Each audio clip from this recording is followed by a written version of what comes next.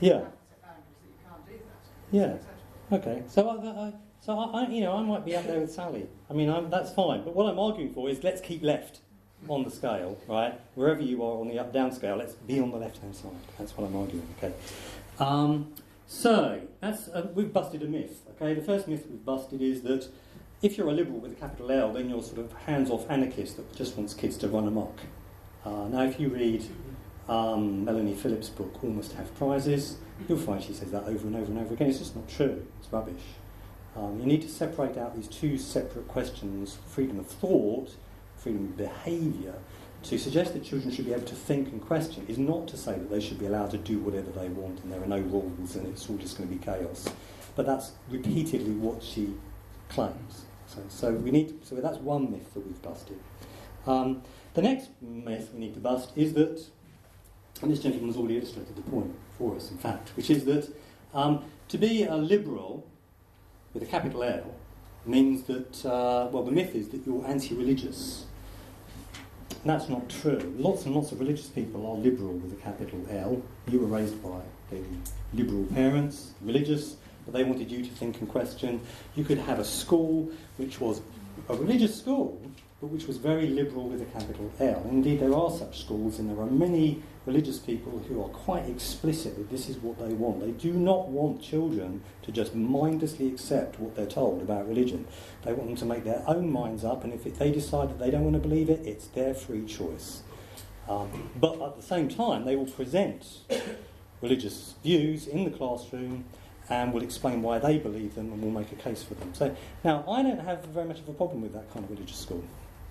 Actually, certainly I have much less of a problem with that kind of religious school than I would an authoritarian religious school, which is encouraging children to mindlessly and passively accept whatever they're told about moral religious issues. So it's just another myth. Liberals with a capital L are anti-religion? No, they are not. And in fact, atheists can be authoritarians with a capital A. They can be obsessed with thought control too. There's lots of examples. There's North Korea, for example.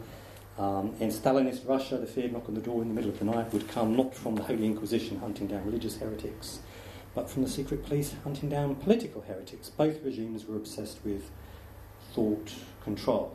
Okay. So, here's another chart we can look at. Again, I've got the liberal authoritarian freedom of thought axis running left to right, and now the vertical axis is religious and atheist. And I'm suggesting that Joe Stalin is down in the bottom right-hand corner because he's highly authoritarian with a capital A, but he's also an atheist. So he'll shoot you if you're not an atheist. Right? Very authoritarian. Then in the top right-hand corner we have those, very traditional. I don't know why I put the Pope there. I think he's. He won't shoot you if you fail to believe. He's not an army anymore. No. Yeah. I think, he's not way over to the right, but he's a little bit. He's a little bit over to the right on my scale. I'm suggesting that he does encourage an attitude of more or less uncritical acceptance, and although not that many Catholics listen to his every word and do everything that he says. In fact, we know for a fact that they don't when it comes to things like contraception and so on. That is the official position. And then down in the bottom left-hand corner, we've got Richard Dawkins, who's very much a liberal with a capital L and an atheist.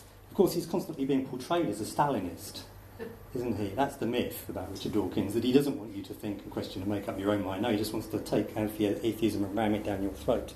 You must passively and unquestioningly accept what he, Richard Dawkins, says as the authority with a capital A.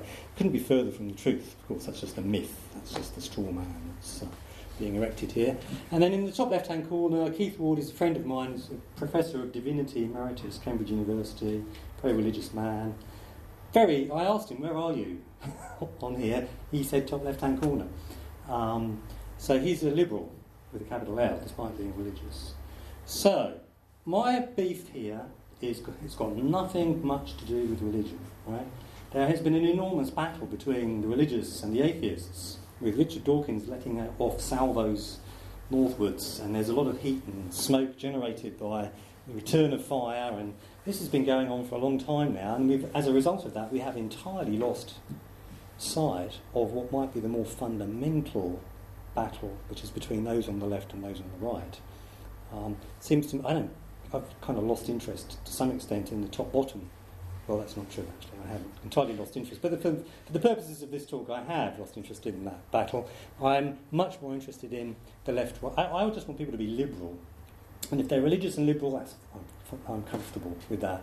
What I don't want them to be authoritarian with a capital A. That's what I have a problem with, whether they are Stalinesque or religious authoritarian. So, now let's move on. So that was a bit of clarification. So now I'm going to give you what is by far the most popular argument against liberalism with a capital L at the moment. It's the one that you find repeated again and again and again in the media. If you listen to a programme like The Moral Maze, for example, and there's an issue question comes up about how to raise moral kids or morality more generally, you can be pretty sure that this is going to crop up pretty quickly. Very rapidly, the word relativism is going to appear. So let's have a look at relativism. The liberal approach is often blamed for producing a moral malaise, which may or may not exist, but it's blamed for it. It's alleged that since the 60s the West has experienced a sharp rise in criminality, antisocial behaviour, out-of-wedlock births and so on, and this is supposedly the result of the rise of relativism, which has in turn been spread by liberal educational methods. So what is relativism? Well, it's the view that, it's moral relativism that I'm focusing on here, it's the view that all moral points of view are equally true. Morality boils down to subjective opinion or taste. So that is a widgety graph that you're looking at there, and in one of the series of I'm a Celebrity, Get Me Out of Here, Jordan, now known as Katie Price, the former glamour model, had to eat one. And she said it was worse than childbirth and was one of the worst experiences of her life, eating a lot, because you eat them live, right, uncooked. So she thinks they're disgusting. Now, the fact is that other people, some Australian, Aboriginal Australians, for example, consider them rather nice, rather tasty. It's a delicacy. So now, what's the truth about widgety grubs? Are they delicious or not? The truth about that is that there is no truth about that. It is a matter of subjective taste or opinion. There's no fact of the matter as to who is right and who is wrong. It just boils down to subjective taste or preference. And the suggestion is that, made by the moral relativist, is that morality is much the same thing. It's relative in much the same kind of way. So what's right for one person or one community may be wrong for another person or another community. Take female circumcision, for example.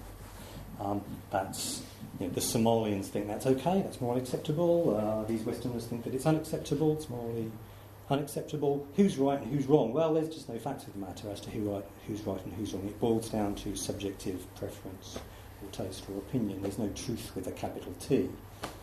So that's the position of the moral relativist. And this kind of moral relativism or cultural relativism is supposed to be a sort of cancer eating away at the fabric of Western civilization. So here, for example, is the US academic Alan Bloom. He famously said, "There's one thing a professor can be absolutely certain of. Almost every student entering university believes or says he believes that truth is relative." And in fact, Bloom is there talking about not just moral relativism, but sometimes called global relativism. All truths are relative. There is no truth with a capital T. There are just different cultures with their own truths, and there's no fact of the matter as to what's really, actually, objectively true with a capital T.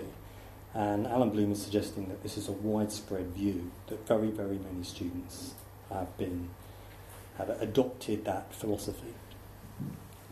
Have you come across it at all? Anyone experienced relativism? Anyone you know say, "Oh, I'm a relativist"? No? Any relativists in the room? No, it's funny that, isn't it? It's eating away at the civilization, but it's very, very hard to find them. But apparently is that... I've met a few teenage relativists at school. Yeah, I'll tell you what it is, right? What they've figured out is that relativism is a really good get-out-of-jail-free card in any argument. It's rhetorically fantastically useful. The other, it's a bit like skepticism, relativism and skepticism. Get you out of jail in any argument. That's what they've learned. So, but let's not get into that. Okay, so here is William Bennett, who was Secretary of State for Education under Ronald Reagan, I think, philosopher.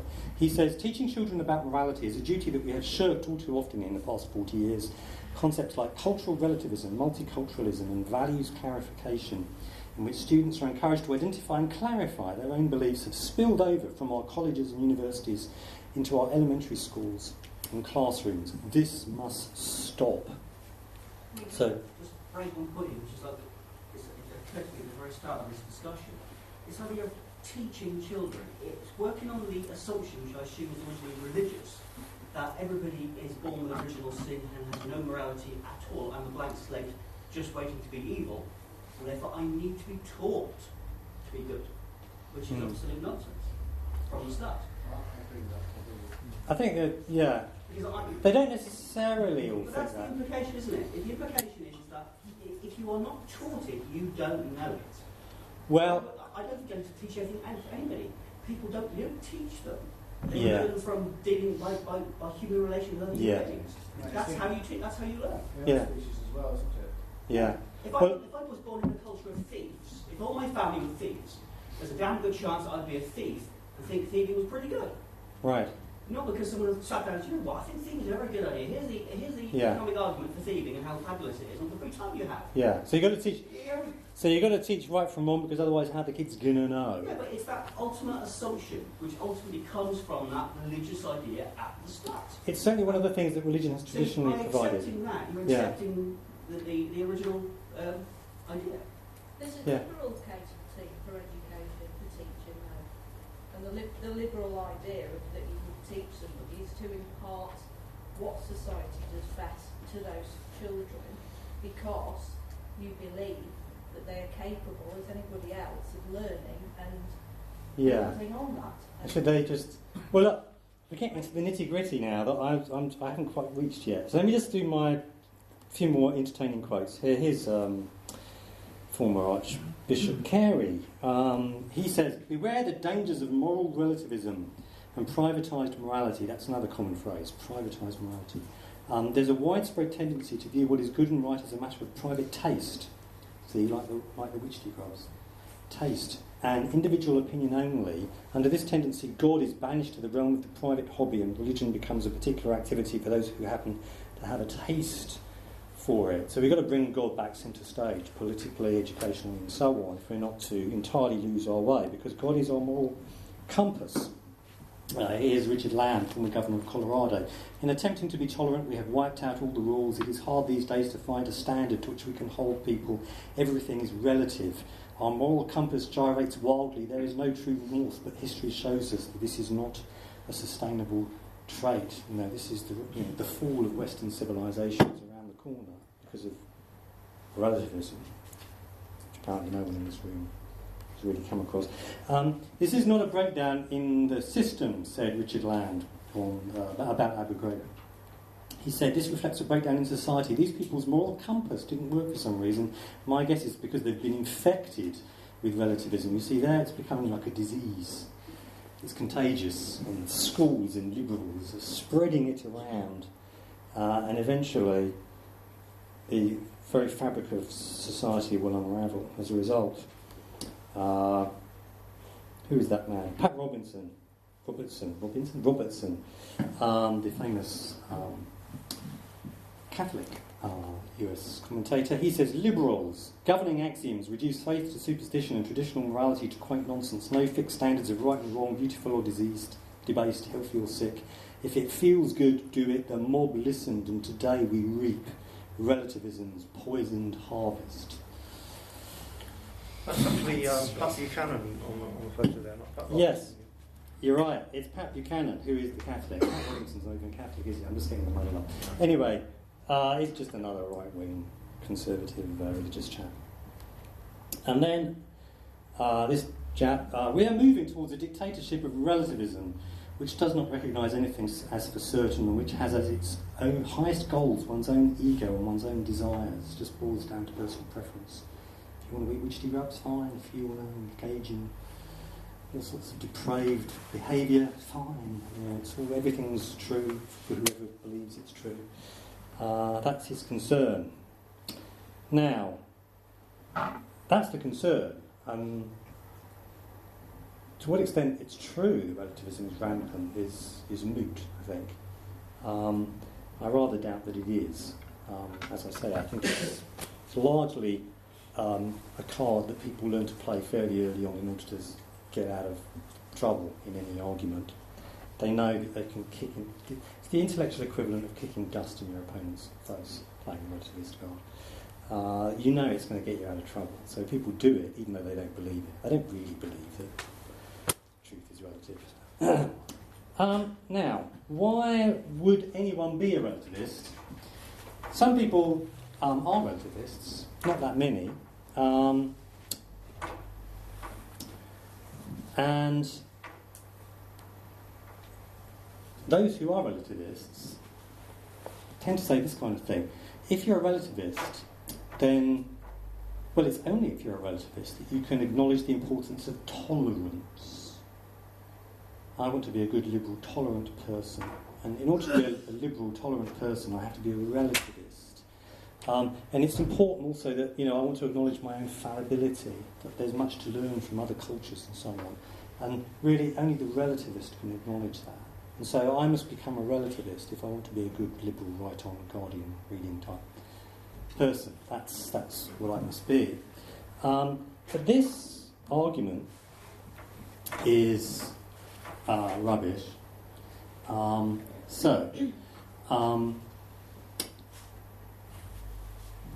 The first point to notice is that if you believe that it's possible for you to be wrong about what's right and wrong, then you can't be a relativist, because relativism makes you infallible. Right?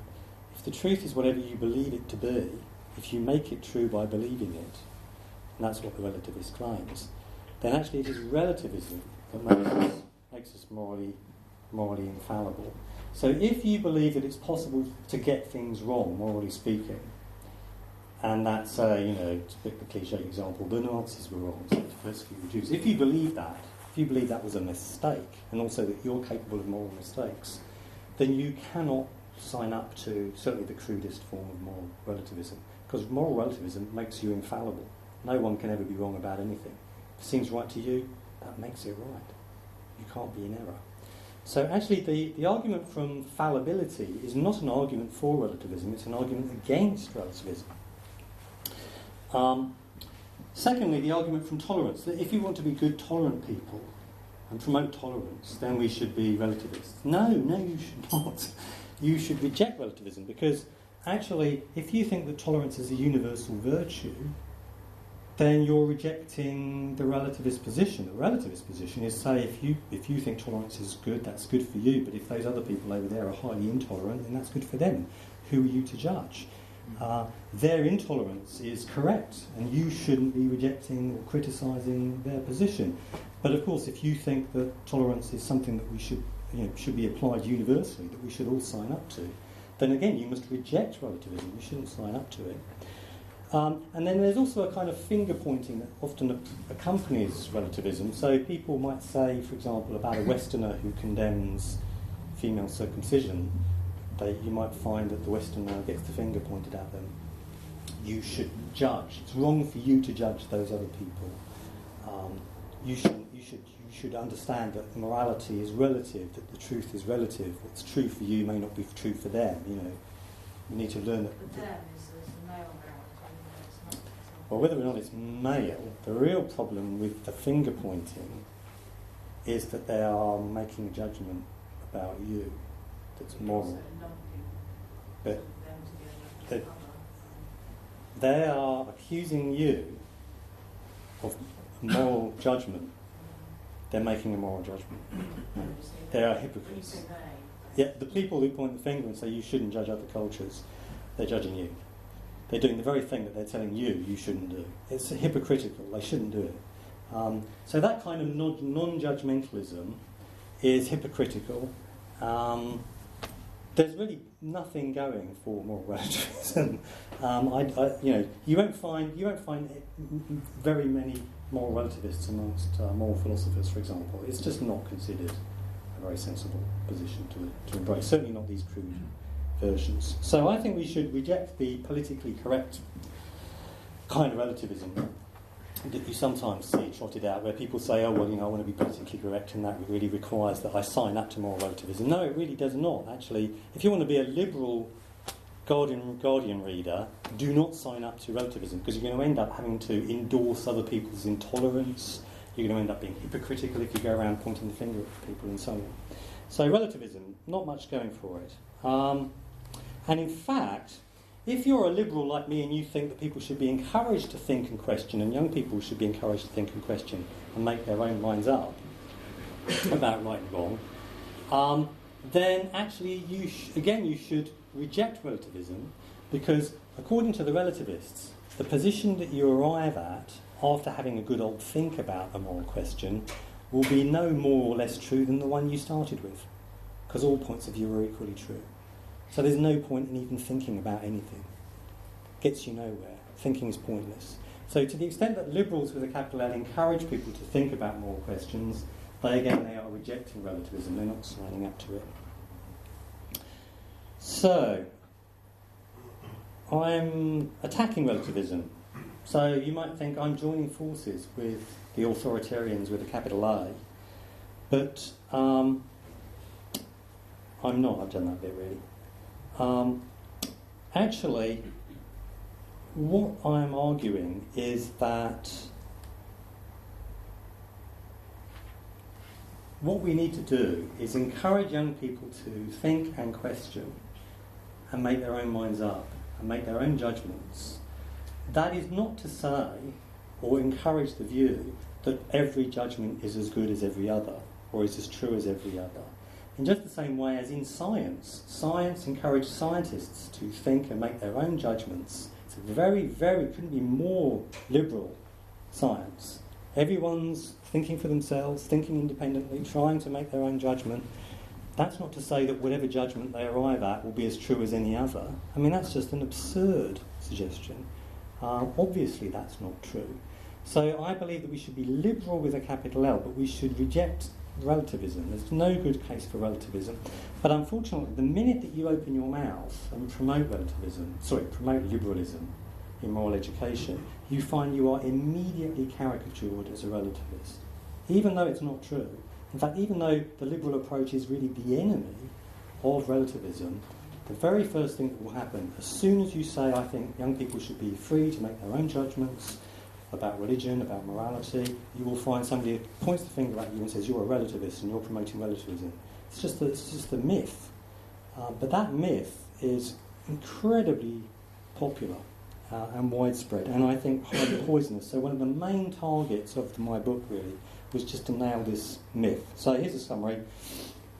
I've clarified what I mean by a liberal approach to moral and religious education, and we've busted 3 myths. So we've busted the myth that a liberal approach promotes anarchy.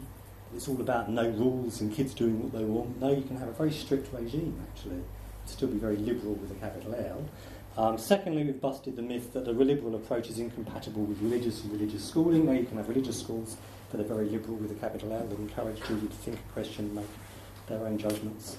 And then the third myth that we've busted is that all liberals with a capital L are relativists and are promoting relativism. Again, couldn't be further from the truth. But what I haven't given you yet, what we'll do after the break, maybe we'll have a break now, is any reason for being a liberal with a capital L. I mean, why on earth think it's a good idea to encourage young people to think and question and make their own moral judgments? What's the case for that? So far I haven't made none. All I've done is explained why certain myths need to be rejected. Okay? Certain bad arguments against liberalism need to be identified and set aside. But I haven't given you yet a good reason for being liberal. So what we'll have to think about now is why on earth we should be liberal. Why is that a good idea? So I'll stop there. Thank you for listening to that bit, and we'll have a conversation about why being a liberal is a good idea after the tea break. Okay, thank you.